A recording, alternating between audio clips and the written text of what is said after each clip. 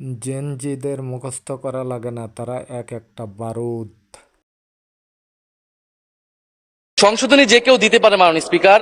যে ৯৮টাতে ঐক্যমত আমরাও করেছি, সেই ৯৮টার প্রত্যেকটাতে আমরা আপত্তি এবং সংশোধনী দিতে পারতাম, কিন্তু এটা আমাদের মধ্যে একটা কনসেনসাস হয়েছিল যে এই বিলগুলো নিয়ে আমরা কোনো প্রশ্ন তুলব না। এই কারণে কিন্তু মাননীয় স্পিকার সেই সব প্রত্যেকটা বিলে কিন্তু আমরা হ্যাঁ বলেছি, আমরা ঐক্যমত দিয়েছি।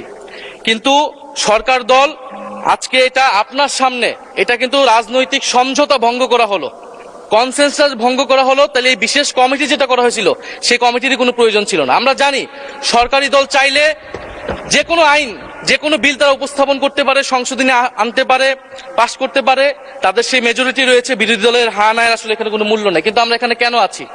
আমরা এখানে আছি যাতে আমাদের আপত্তি থাকলে জনস্বার্থের বিষয়ে আমরা কথা বলতে পারি। সেই কথা বলার সুযোগ যদি না দেওয়া হয়, এই বিলটি যেভাবে দিনে দুপুরে একটা ছল চাতুরি করে, একটা জোচ্চুরির মাধ্যমে এই বিলটি সংশোধনী সহ পাশ করে নেওয়া হয়।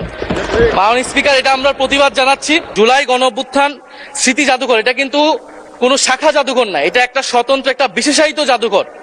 যেই জাদুঘরের গঠিত হওয়ার সময় সকল পক্ষের মতামত নেওয়া হয়েছে, যেই জাদুঘরের স্মৃতি কথাতেও সকল পক্ষের পুরা, আমাদের শুধু গণ অভ্যুত্থানের নয়, আমাদের গত ১৬ বছরের ফ্যাসিবাদ লড়াইয়ের স্মৃতিগুলো নেওয়া হয়েছে, সবকিছুই সেখানে আছে। কিন্তু এখন যদি মন্ত্রীকে সেখানে বসানো হয়, প্রথমত এটা রেওয়াজ ভঙ্গ করা হয়, দ্বিতীয়ত এটা যে আমরা যে সরকারের, বর্তমান সরকারের প্রবণতা দেখছি বাংলাদেশের সকল প্রতিষ্ঠানকে দলীয়করণ করা, সেটারই একটা ধারাবাহিকতা। মাননীয় স্পিকার, হাসি দাও, একটু হাসি দাও, একটু হাসি দাও, একটু হাসি দাও, না হাসলে কেমনে হবে? জাদুঘর পরিচালনা করার ক্ষেত্র, যে কোনো গুরুত্বপূর্ণ সিদ্ধান্তের ক্ষেত্র এই জিনিসটা মানা উচিত, সকলের সেই কনসেনসাস থাকা উচিত। এখন সরকার সম্পূর্ণভাবে এটার নিয়ন্ত্রণে নেওয়ার চেষ্টা করা হচ্ছে, নিয়ে যাচ্ছে এই বিল পাসের মাধ্যমে। ফলে আমি আপনার কাছে এটার অনুরোধ জানাবো, আহ্বান জানাবো সরকারের প্রতিও, যে এই সংশোধনী বাদ দিয়ে এটা এখনই যেই ভাবেই এটা বিল ছিল, যে ঐক্যমত হয়েছিল বিশেষ কমিটিতে, সেই অনুযায়ী যাতে এই বিলটি আবার পাস করার ব্যবস্থা করা হয়, বা সেই অনুযায়ী আইন অনুযায়ী ব্যবস্থা গ্রহণ করা হয় মাননীয় স্পিকার। আর না হলে আমাদের এখানে থাকার কোনো দরকার নেই।